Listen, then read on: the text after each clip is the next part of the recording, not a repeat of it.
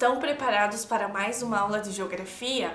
Hoje a nossa aula é de número 20. Vamos verificar quais são os materiais que nós vamos utilizar hoje? Então, olhem lá. Para hoje nós vamos precisar de um caderno ou uma folha de papel, lápis, borracha, apontador e lápis coloridos e uma mesa ou uma caixa firme para você apoiar o seu material. Crianças, antes de eu dar aquele tempinho, não esqueçam dos nossos combinados. Então, tempinho para vocês fazerem tudo isso.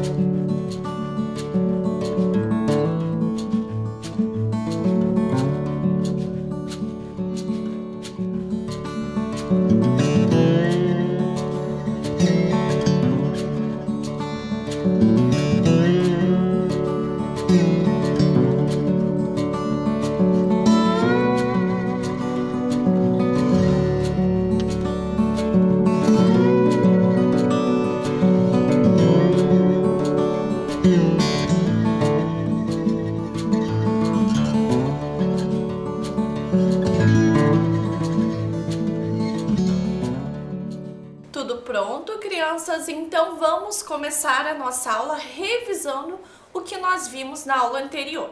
Então, acompanhe comigo. Na aula anterior nós aprendemos sobre como as paisagens das cidades se transformam. Nós vimos, que tem agentes naturais, tem as ações naturais e as ações humanas, para que essa transformação ocorra. Então vamos verificar quais são as ações naturais que nós vimos. Então nós vimos que o terremoto é uma ação natural. Eu trouxe para vocês, a imagem da cidade de Porto Príncipe, no Haiti, que em 2012 passou por um terremoto, certo? E aí também a gente viu que o furacão, a neve, a erupção vulcânica, a ação do vento, São todas essas as ações naturais que transformam a paisagem. Nós também jogamos um bingo, Vocês estão lembrados?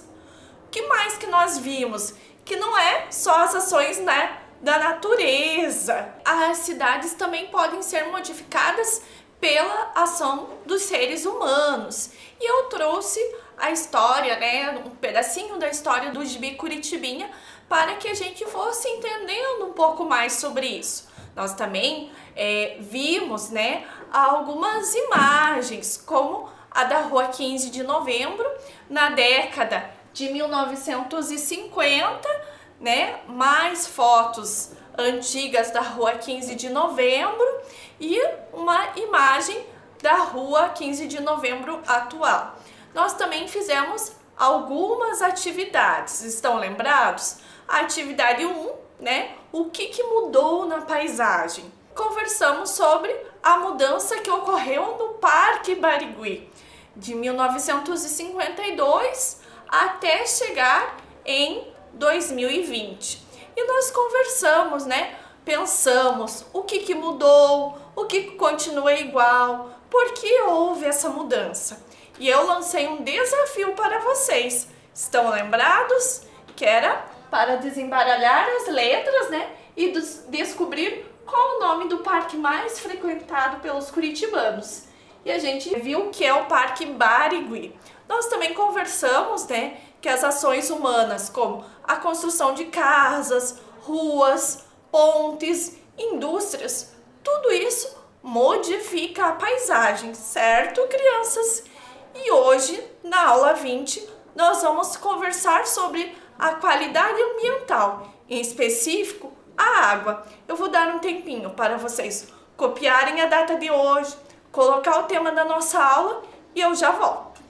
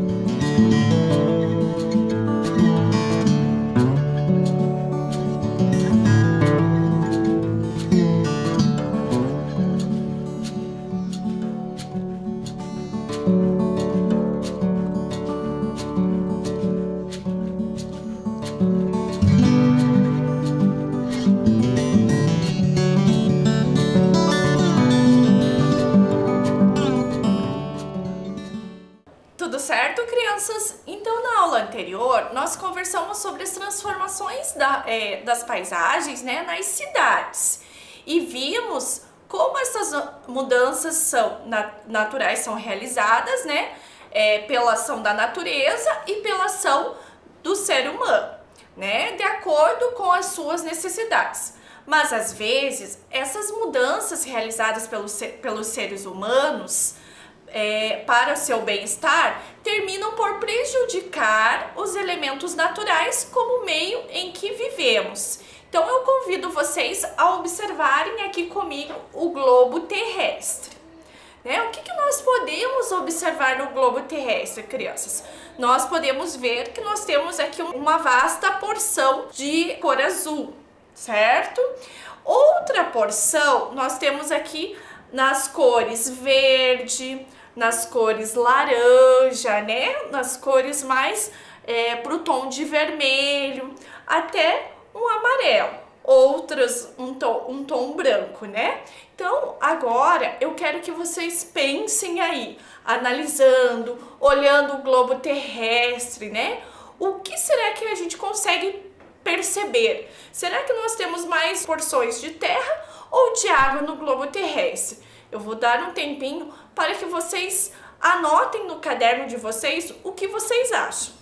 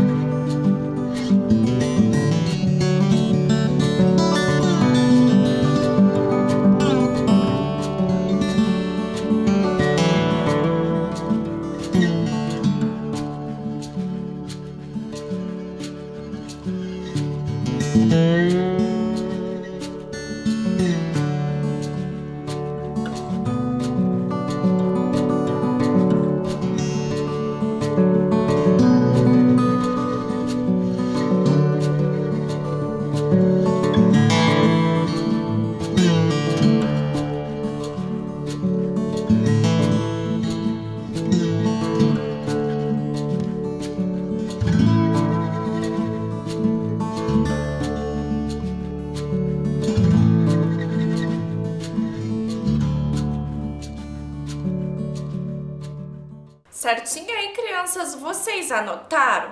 Antes de eu dar a resposta para vocês, né? Vamos ver um vídeo. O vídeo é da Ana, né? É da Agência Nacional das Águas. Faça a sua parte, use bem a água.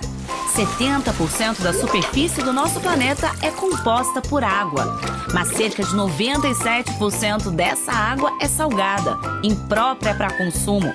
Só 3% é doce. Se toda a água do mundo coubesse uma garrafa de 1 litro, a água doce seria apenas 30 ml, pouco mais que metade de um cafezinho. E nem toda ela está disponível.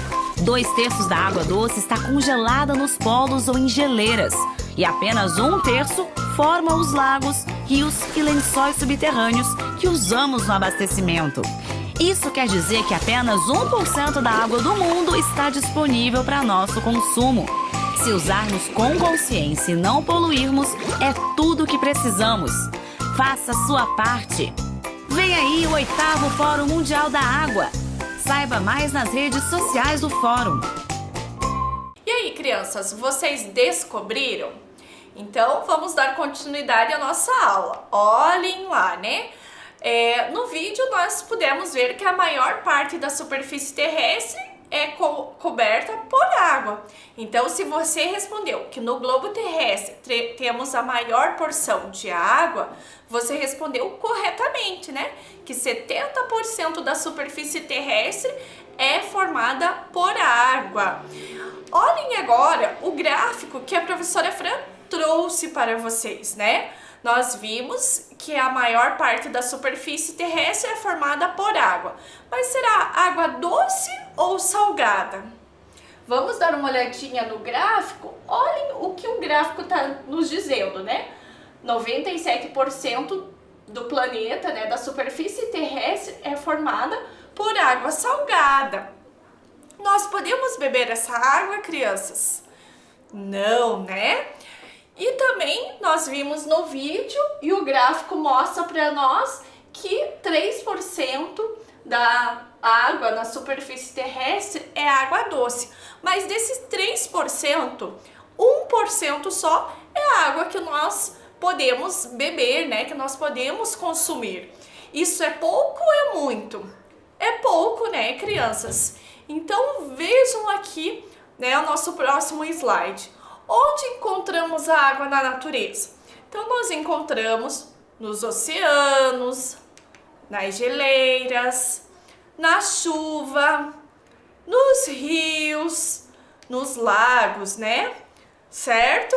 E vocês lembram que algum tempo atrás, né, em algumas aulas atrás, nós conversamos sobre a importância dos rios?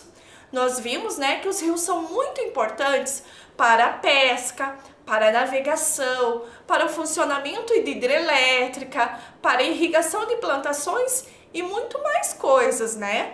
Agora, crianças, eu trago para vocês um outro vídeo que vocês já até podem ter visto, né, sobre esse assunto, né, que é o ciclo da água, né? Nós sabemos que a água está em constante movimento na Terra e na atmosfera. Vamos assistir o vídeo?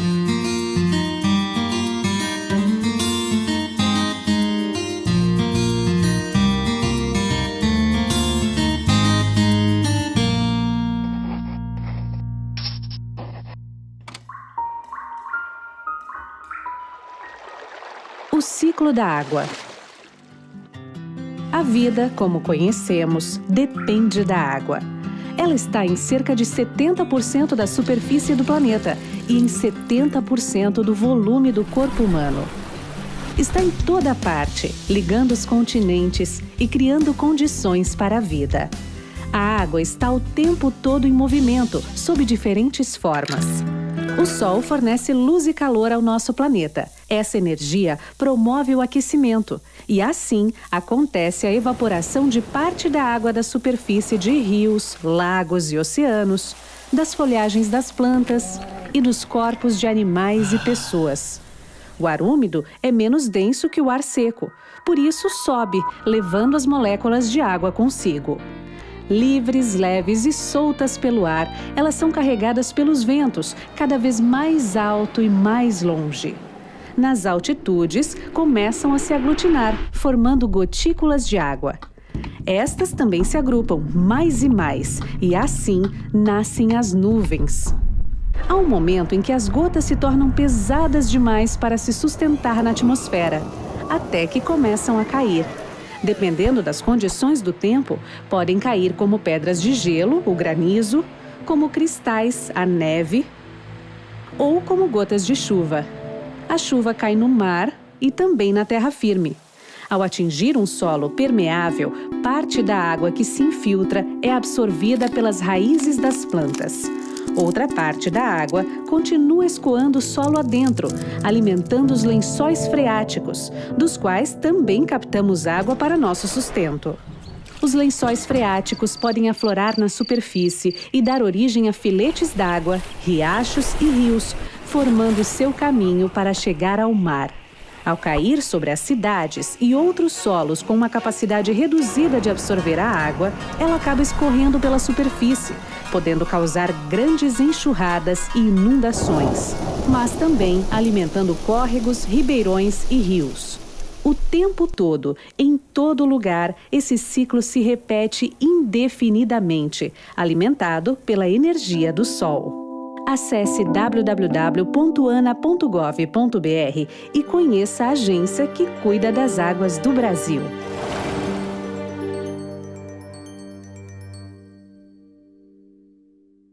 Muito interessante esse vídeo, né? Esse vídeo também foi produzido pela ANA, pela Agência Nacional da Água, vocês viram? Então vamos acompanhar, né, e relembrar algumas partes do vídeo nos nossos próximos slides. Então, olhem lá. No vídeo é explicado como acontece todo esse processo de aquecimento da água pelo Sol, da evaporação da água, da formação das nuvens e do retorno da água para a superfície terrestre, né? Para os mares, para os rios e lagos. Vejam que na imagem diz lá evaporação. Essa energia promove o aquecimento e assim acontece a evaporação. Outra imagem que eu trago para vocês aqui é a água da infiltração, que a água continua escoando só lá dentro, alimentando os lençóis freáticos. Então a água que cai em forma de chuva penetra no solo e alimenta as raízes das plantas, ajudando no seu crescimento. Também alimenta os lençóis freáticos. Os lençóis freáticos, crianças, é como se fosse um reservatório, né, de água subterrâneo, certo? Continuando, vejam que agora nós temos o escoamento superficial. Ela acaba escorrendo pela superfície, podendo causar grandes enxurradas e inundações. O que será que é isso, crianças? Escoamento superficial. Então é quando a chuva cai nas cidades ou em lugares com pouca capacidade de absorver a água por causa, por exemplo, das calçadas, das ruas asfaltadas, certo? E assim a água termina escorrendo pela superfície e causa, né, as enxurradas, as enchentes, certo? Continuando a nossa próxima imagem, né? Mas essa água que escoa também alimenta os rios, os córregos e os ribeirões existentes nas cidades ou perto delas, né? Olhem o que a imagem diz, mas também alimentando córregos, ribeirões e rios. E a nossa última imagem, né? E assim descobrimos que esse ciclo sempre se repete, alimentado pela energia do Sol. Tudo certinho aí, crianças? Então agora nós vamos para a nossa primeira atividade. Vejam do que se trata. Atividade 1. Aonde você mora? Quando chove, a água infiltra no solo ou escorre pela superfície? E explique. Então vou dar um tempinho para vocês copiarem e responderem essa questão.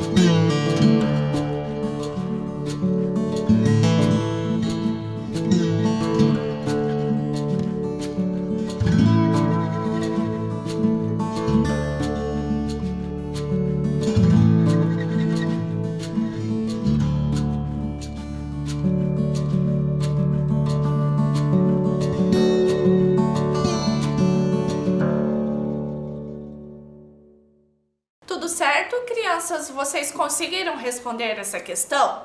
Então, muito bem, vamos em frente. E agora, nós vamos conversar um pouquinho, né, sobre a água e os seus problemas ambientais, sobre a poluição das águas doces e a poluição das águas salgadas. Certo, crianças? Vocês sabiam que a água que não é absorvida pelo solo escorre na superfície e pode causar sérios problemas ambientais? Pois é ela que pode causar inundações, enchentes, levar resíduos para os rios e poluí-los. E esses problemas são causados pelos seres humanos e pelas atividades que são praticadas. Vamos ver algumas imagens, né, para conhecer alguns desses problemas. Olhem a nossa primeira imagem. Aqui nós temos o exemplo da poluição dos oceanos, mares e rios por resíduos. Esses resíduos são jogados e depois, com o movimento das águas, são trazidos até as praias e até as margens dos rios. Olhem a nossa próxima imagem, né? Aqui nós temos uma imagem que retrata a poluição das águas por resíduos que deveriam ter como destino a reciclagem ou a reutilização, como nós já vimos em aulas anteriores, até mesmo no ano passado, né? Que em diversas cidades brasileiras existe a coleta seletiva dos resíduos, onde embalagens e outros resíduos são coletados e enviados para locais corretos de reciclagem. Ou seja, nós não precisamos jogar embalagens nos rios nem nos mares, não é mesmo? Então, observem aqui na sequência, né? Segundo informações coletadas pelo IBGE, as principais fontes de poluição das águas são o esgoto doméstico, contaminação por agrotóxicos, efluentes líquidos industriais. Agora, nós vamos conversar um pouquinho sobre cada um deles. Então, olhem o primeiro que eu trago para vocês. Esgoto doméstico, né? O esgoto doméstico é formado por rejeito residencial que utiliza a água como os que escorrem pelos ralos, pias e vasos sanitários. Se despejados em rios e mares, sem nenhum tipo de tratamento, causam a poluição das águas. Olhem a imagem que a professora Fran trouxe, né, sobre o esgoto doméstico. E agora, crianças, eu trago para vocês dois mapas, né? Municípios com esgotamento sanitário por porcentagem de 2000, né? O primeiro de 2000 e o segundo de 2017. Esses mapas são do IBGE, né? Com informações sobre o esgotamento sanitário. Mas o que é esgotamento sanitário? É um conjunto de instalações, obras e serviços para que a coleta, o transporte e o tratamento de disposição final no esgoto possam ser proporcionados de forma adequada à comunidade. Então, vejam no primeiro mapa, eu destaquei a região sul para vocês. Vocês perceberam isso? Então, no primeiro mapa, a gente tem um tom de vermelho, né? e nós tínhamos 38,9% de esgotamento sanitário. Em 2017, isso aumentou ou isso diminuiu? Aumentou. Esse aumento é muito bom, né? Que as políticas públicas estão aí investindo nessa questão, né, do descarte correto do esgotamento sanitário. Em 2017, nós tivemos um aumento para 44,6%. E vejam, né, ali um pedacinho do marrom, que a professora também destacou ali para vocês, né, que é da região sudeste. Nós temos de 81% a 100%. Se considerar a região do sudeste inteira, né, nós temos 96,5% de esgotamento sanitário. Muito bem, continuando, agora nós vamos conversar, né, sobre a contaminação por agrotóxicos. Então, o que são, né, esses agrotóxicos? O que é essa contaminação? Produtos químicos utilizados nas atividades agrícolas, como os agrotóxicos, são transportados pela água da chuva até os cursos de água. Isso polui e causa a morte de diversos seres vivos, como peixes e plantas aquáticos. Olhem a imagem que eu trouxe para vocês. Vejam, vocês conseguem perceber que ao fundo a gente tem ali uma máquina, né, fazendo o seu serviço, né, colocando agrotóxicos na sua lavoura. E vejam que próximo tem o que? Um rio. Aonde será que vai parar, né, esses agrotóxicos? Continuando, crianças, nós vamos conversar sobre efluentes líquidos industriais, que são materiais compostos por água e resíduos químicos usados nos processos industriais. Se despejados na natureza sem nenhum tipo de tratamento, poluem os rios e podem causar a morte de plantas e animais. Olhem a imagem que a professora Fran trouxe para vocês. Outro tipo de poluição, crianças, é a maré negra, que é o nome dado ao derramamento de petróleo e seus derivados em mares e oceanos. Esse tipo de poluição geralmente é causado por acidentes em plataformas de extração de petróleo e por vazamentos em navios. Vejam a imagem. E agora, crianças, nós vamos para a nossa segunda atividade. Vejam do que se trata. Eu fiz um quadro para vocês, né? Vocês podem representar esse quadro no caderno de vocês. E aí vocês vão descrever ações humanas que ajudam a preservar a qualidade da água e ações humanas que prejudicam a qualidade da água. Então, eu vou dar um tempinho, né, para vocês copiarem e responderem essa atividade no caderno de vocês.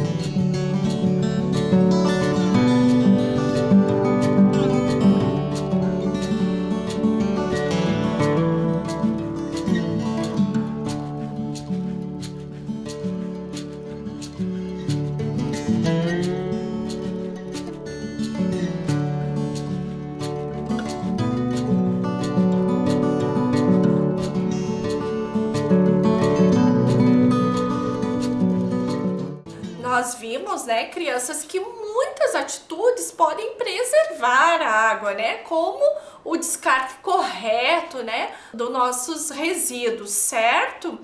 E olhem o que eu trouxe para vocês. A poluição da água causada pela ação indevida dos seres humanos pode gerar impactos sobre a fauna e a flora e provocar a escassez desse recurso natural. E agora, crianças, nós estamos chegando ao final de mais uma aula de geografia. Mas antes de eu se despedir de vocês, vamos revisar o que nós vimos na aula hoje? Então, hoje nós aprendemos, né, sobre algumas formas de poluição dos cursos de água e dos oceanos, esgotos, efluentes industriais, marés negras e etc. Agora eu me despeço de vocês com um super beijo e até a próxima aula!